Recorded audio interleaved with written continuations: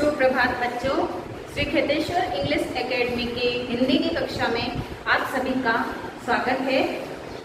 हम पढ़ रहे हैं वसंत भाग 3 पाठ्य पुस्तक का अध्याय 4, जिसका शीर्षक है दीवानों की हस्ती। तो ये कविता हमने पढ़ ली थी और इसका भाव भी आपको समझा दिया था, लेकिन फिर भी एक बार मैं इसको रिवाइज कर देती हूँ ताकि अगर किसी को समझ में नहीं आया है तो उनको स्पष्ट हो जाएगी। तो पहले एक बार मैं ये संक्षेप में आपको समझा देती हूँ, उसके बाद हम इसके प्रश्नोत्तर करेंगे। तो देखिए, हम दीवानों की क्या हस्ती हैं, आज यहाँ कल वहाँ चले, मस्ती का आलम साथ चला, हम धूल उड़ाते जहाँ चले। यहाँ पर कवि ने एक आशावादी भाव, एक अपना एक जो नज़रिया है, अपना दृष्टिकोण है, उसको यहाँ पर प्रकट किया है। तो उसको प्रकट करते हुए कवि कह रहे हैं, कवि ने स्वयं को भी दीवानों के समान बताया है। दीवाने जो कि किसी की परवाह नहीं करते हैं, अपनी ही मस्ती में मस्त रहते हैं और दूसरों में भी खुशियाँ बांटते हैं। तो ऐसे दीवानों की यहाँ पर बात करते हुए क्या कहते हैं कवि कि हम तो दीवाने हैं जो आज यहाँ तो कल कहीं और होंगे, और हम जहाँ भी जाएंगे अपनी मस्ती का जो आलम है वो हमारे साथ ही चलेगा और हम एकदम मस्त होकर के धूल उड़ाते हुए आगे बढ़ते रहेंगे, आगे बढ़ चलेंगे। तो यहाँ पर कवि कहते हैं कि मस्ती का माहौल, कि हम जहाँ भी जाते हैं हम दीवाने हैं और हम दीवानों की तरह ही पूरा जो माहौल है वो खुशियों से, मस्ती से भर देते हैं, अर्थात आनंद से भर देते हैं, खुशियों से भर देते हैं। हम उल्लास बनकर लोगों के जीवन में आए, उल्लास अर्थात प्रसन्नता, आनंद बनकर लोगों के जीवन में आए और हमने उनमें इतनी खुशियाँ बांटी। इसलिए जब हम वहाँ से चले तो लोगों की आंखों में दुख के आंसू के रूप में बह गए, अर्थात वे नहीं चाहते थे कि हम उनको छोड़कर कहीं और जाएं। इससे उनकी खुशियाँ कम होने का भी भय था। इसलिए हम जिनके जीवन में उल्लास बनकर आए थे, जब हम वहाँ से चले तो उनकी आंखों में हमारे लिए आंसू भी उमड़ पड़े और सब कहते ही रह गए कि जो हमारे जीवन में खुशियाँ लाए थे वे कहाँ से आए थे और कहाँ चले गए। और जो दीवाने हैं वे कहते हैं कि किस ओर चले यह मत पूछो, चलना है बस इसलिए चले। तो कवि कहते हैं कि हम कहाँ से आए थे, किस ओर चले गए ये तो हमसे मत पूछो, क्योंकि बस हमें तो केवल जीवन में आगे बढ़ना है, हमें अपने लक्ष्य को प्राप्त करते जाना है, लोगों के जीवन में खुशियाँ बांटनी है, उनका जीवन उल्लास से भरना है और बस इसीलिए हम चले जा रहे हैं।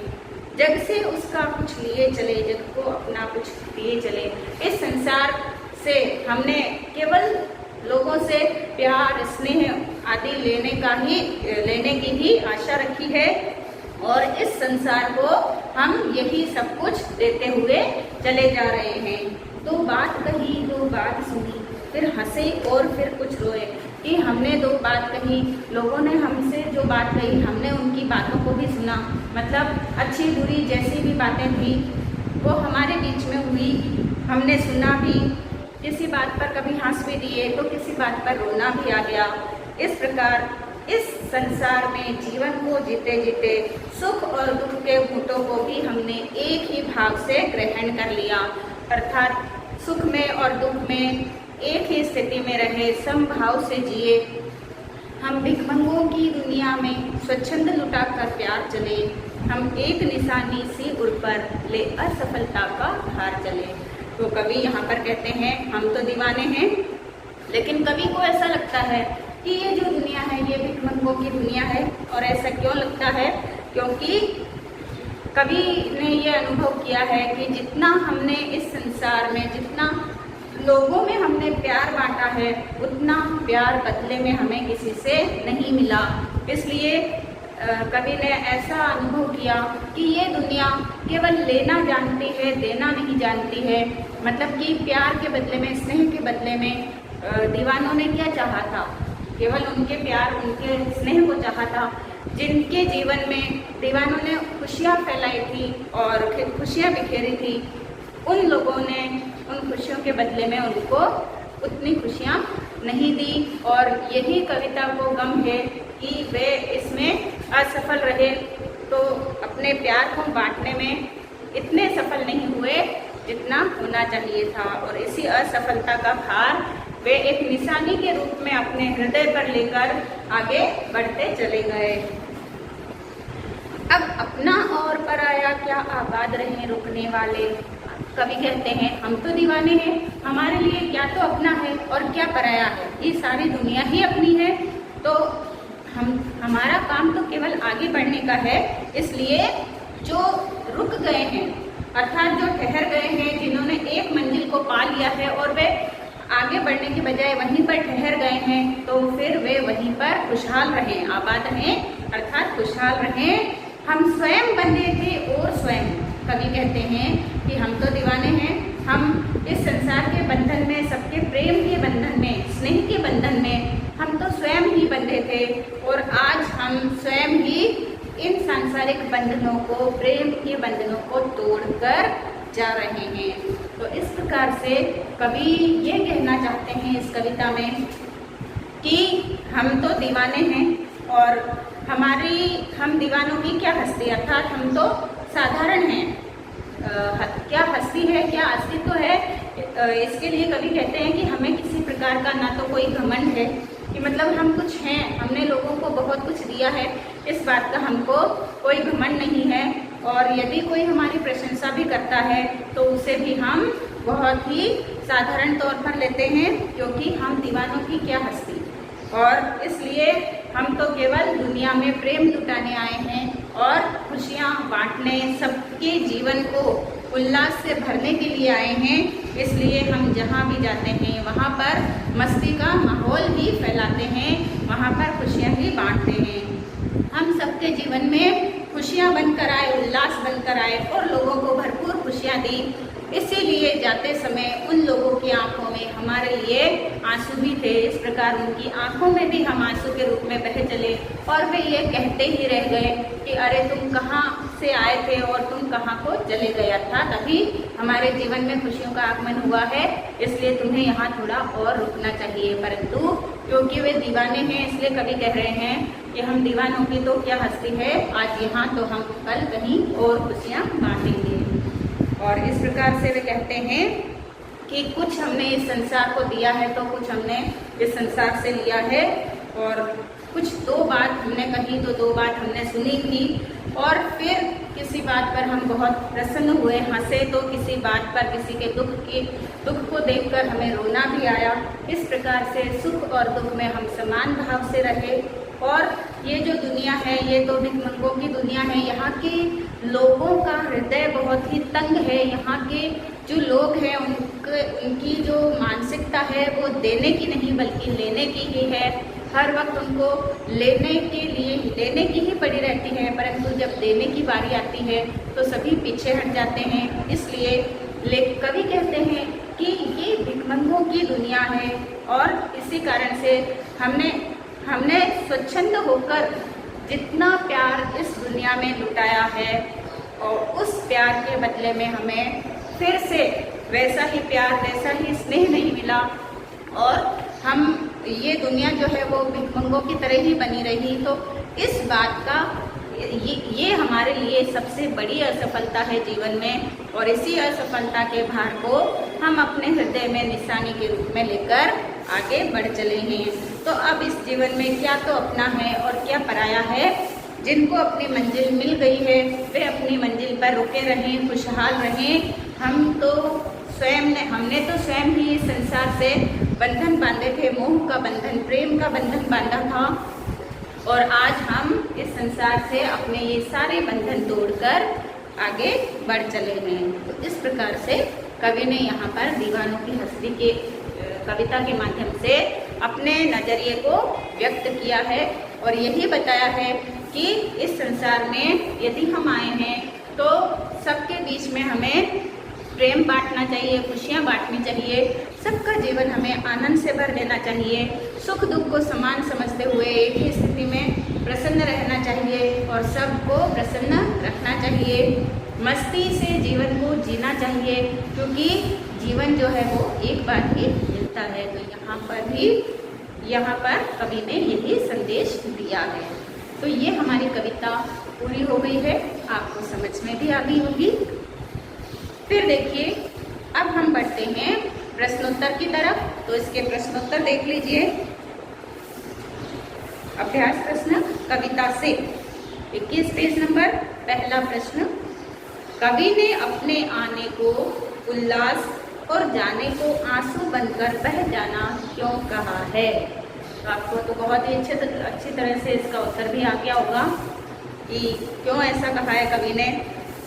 अपने आने को उल्लास क्यों कहा है कि कवि जब लोगों के जीवन में आया तो वह उनके जीवन में भरपूर आनंद और खुशियाँ लेकर के आया। उसने सबके जीवन में उल्लास बांटा, परंतु जब वह वहाँ से गया तब लोगों को ऐसे लगा जैसे उनकी खुशियाँ भी उनके साथ ही चली गई, और इसीलिए उनकी आंखों में आंसू बह निकले।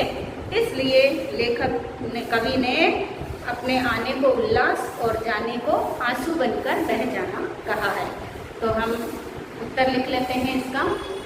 प्रश्न 1 का उत्तर मैं बोर्ड पर लिख देती हूँ।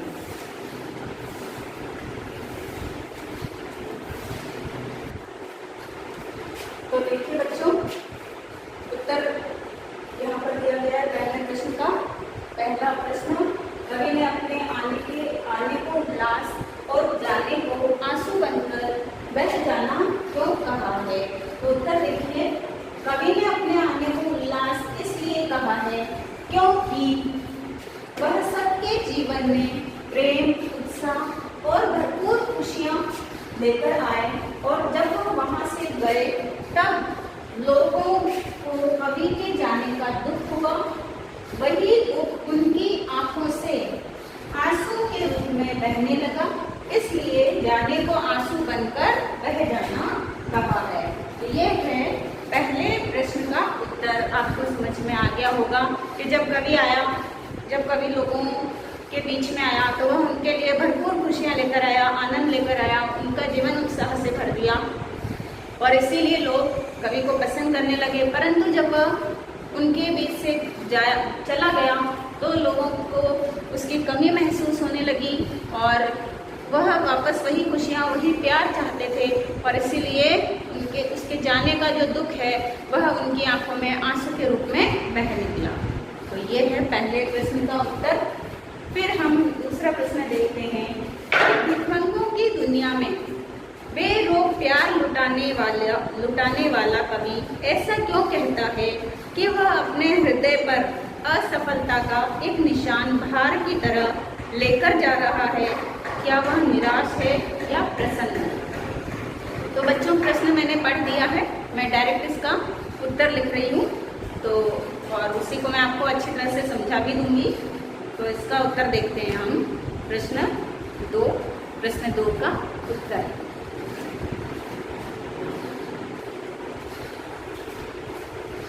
तो देखिए बच्चों, प्रश्न 2 का उत्तर, कवि ने खुले मन से दुनिया में प्यार बांटा और वह चाहता है कि बदले में उसे भी उतना ही प्रेम व स्नेह मिले, परंतु यह दुनिया स्वार्थी लोगों से भरी है जो केवल लेना ही जानते हैं, देना नहीं। अतः कवि को लगता है कि वह पूरी तरह से दुनिया में प्रेम बांटने में असफल रहा है, और इसी असफलता की निशानी को वह भार की तरह लेकर जा रहा है। अतः कवि निराश है। तो ये हमारा प्रश्न का उत्तर है। क्योंकि दुनिया स्वार्थी लोगों से भरी है, तो केवल लेना ही जानती है। ठीक है, तो ये है आपका प्रश्न 2 का उत्तर। आप ध्यान से देख लीजिए, आपको समझ में भी आ गया होगा आपको। फिर देखिए अगला प्रश्न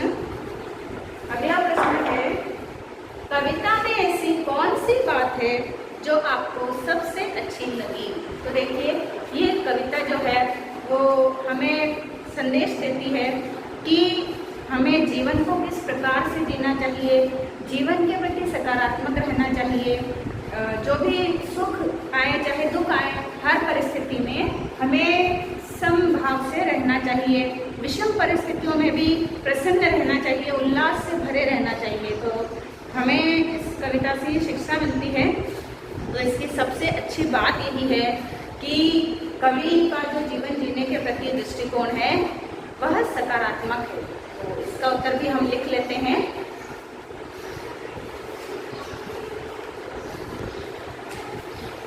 तो देखिए बच्चों, प्रश्न है, कविता में ऐसी कौन सी बात है जो आपको सबसे अच्छी लगी? तो देखिए, कविता में सबसे अच्छी बात कवि का जीवन को जीने का नजरिया है। क्या नजरिया है कवि का? कि कवि का मन आशा, उमंग, उल्लास से भरा है। वह सबके जीवन में खुशियां बांटना चाहता है। ये सबसे अच्छी बात है।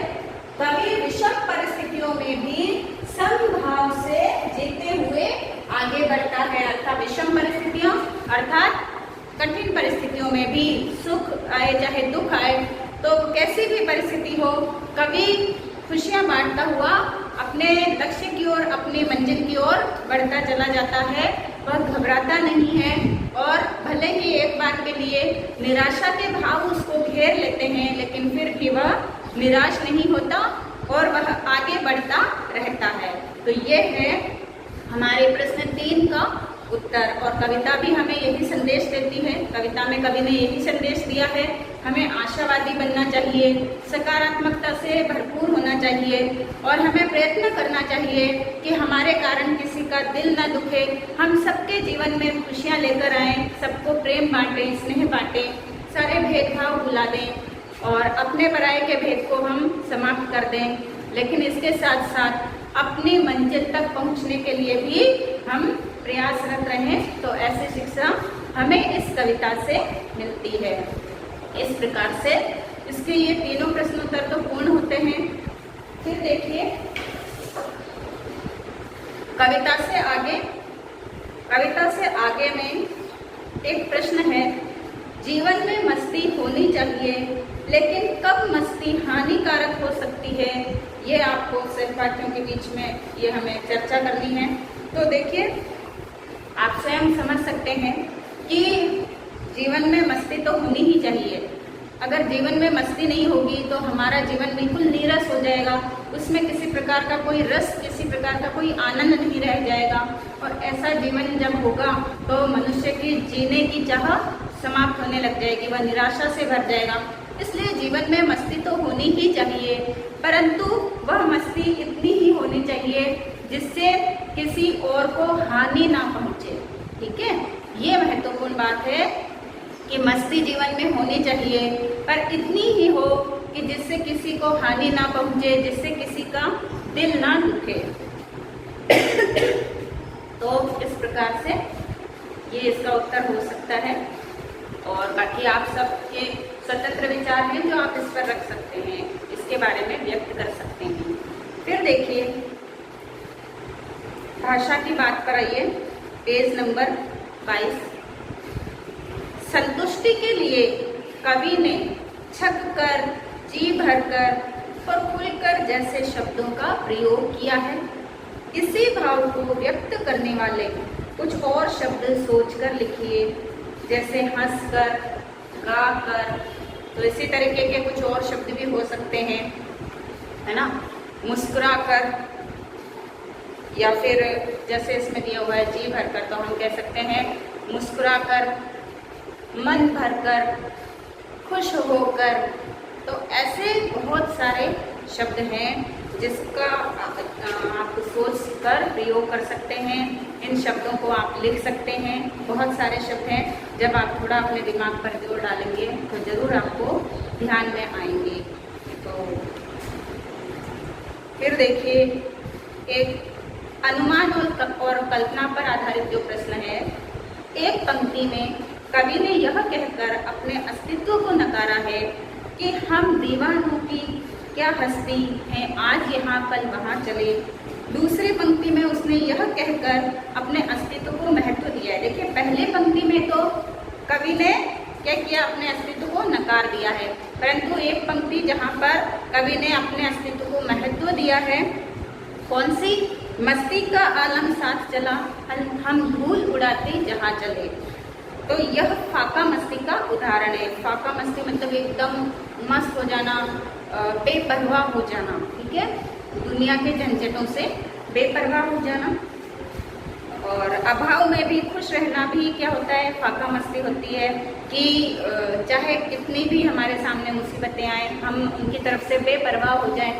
बहुत सारी हमको असुविधाएं हो सकती है, जीवन जीने में बहुत सी कमियां हो सकती है, बहुत सारे अभाव हो सकते हैं, लेकिन उन अभाव का रोना जो नहीं रोता है और फिर भी वो प्रसन्न रहता है अपने जीवन में, वह होती है फाका मस्ती। मतलब किसी बात की परवाह नहीं करके, अभावों की परवाह नहीं करके जीवन को मस्त होकर के जीना फाका मस्ती होती है। तो कविता में इस प्रकार की अन्य पंक्तियाँ भी हैं और उनको ध्यानपूर्वक पढ़कर अनुमान लगाइए कि कविता में परस्पर विरोधी बातें क्यों कही गई है।